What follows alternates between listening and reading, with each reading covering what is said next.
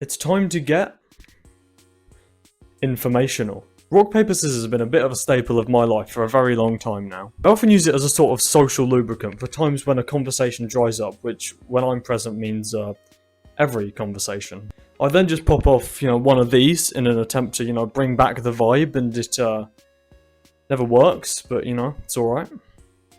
It's alright. All this led me to, a couple weeks ago, put some actual research into rock, paper, scissors, and gee willikers, was it interesting? Sort of. What do the wheelbarrow, the Pythagorean theorem, and rock, paper, scissors have in common? They were all made during the time of the Han Dynasty, and that's literally it.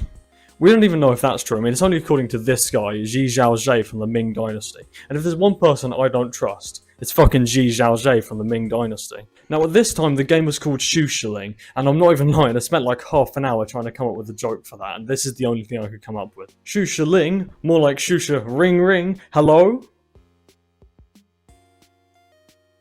Things have been rough recently, and I really appreciate a subscription to this channel.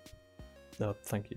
Once the game had got big in China, it moved to Japan, where it was named Sansakumi Ken, meaning Fist Games of the Three Who Are Afraid of One Another. The earliest version of this was apparently Mushi Ken, which had a slug, a snake, and a frog in it. In this game, somehow, the slug beats the snake, but the snake can only beat the frog, which seems like a bit of a plot hole to me, but whatever. That's actually only because of a mistranslation from the Chinese. The slug is actually supposed to be a venomous centipede. Why a centipede? I don't know. From there, the logical inconsistencies got ironed out, and the main characters were replaced with a fox, a hunter, and the village head. The village head? Well, where's the rest of him? This version, called Kitsune Ken, is the first rock, paper, scissors variation to feature the use of both hands to perform the necessary maneuvers. Fast forward to today, Sansakumi Ken is still massive in East Asia, and is now called Jan Ken, which is exactly the same thing as rock, paper, scissors, and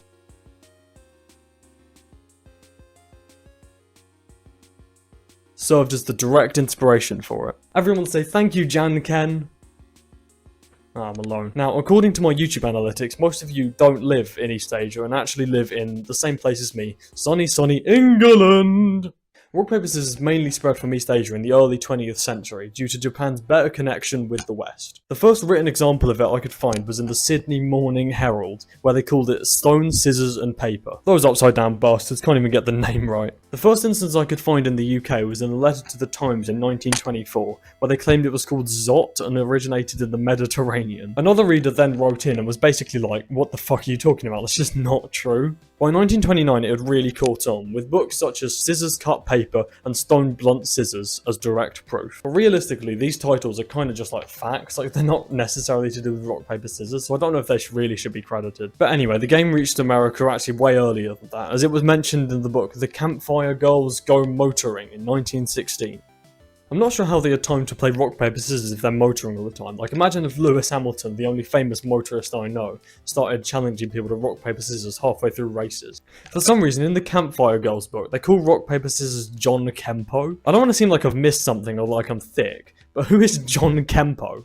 Oh, I see, it's a misspelling of Jean Kenpo, which is a Japanese card game which is supposed to represent rock, paper, scissors here.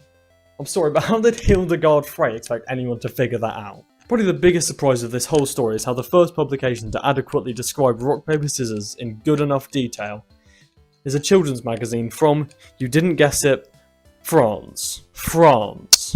The magazine in question was called La Vie au Portonnage, Organe Catholique des Oeuvres de Jeunesse. Catchy, I know. After the game had caught on properly, it started getting used in much more official circumstances. For instance, in 2006, Gregory Presnell, a Floridian federal judge, made two people settle a point in a legal case using rock, paper, scissors. Basically, they were arguing where a deposition should be held. A deposition is pretty much just an out-of-court hearing for a witness. Why they would deepen it so much, I don't know.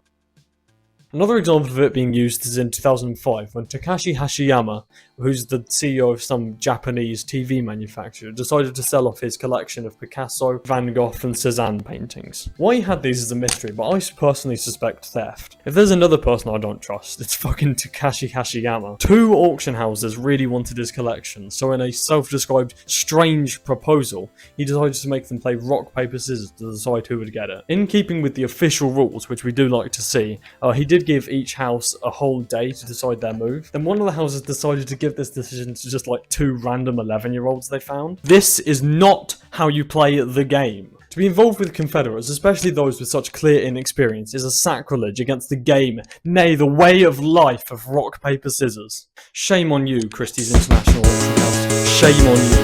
They did end up winning the game with their throw of scissors, but that's only solemnly told the other auction house decided that it's only a game of randomly selected paper. What fool? Rock, paper, scissors is a complex game of deception, dark psychology, and indescribable mysteries, and is not to be fucking played around with. In other news, women's football. In 2018, David McNamara, the referee of the Manchester City Racing game, decided because he didn't have a coin to do the coin toss, like a brokey, to use rock, paper, scissors instead to decide the kicker. Apparently that's against the rules. He got suspended for 3 weeks. Free up my boy David McNamara. He did nothing wrong.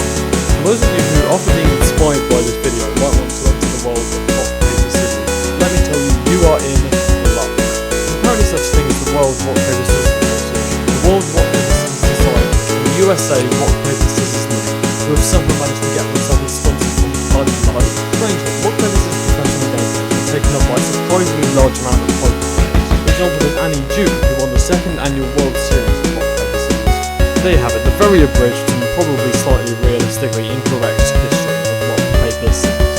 I'd like to invite a call to action to you, my dear viewer. Play more rock, paper, scissors. It's a good game. I like it. Bye.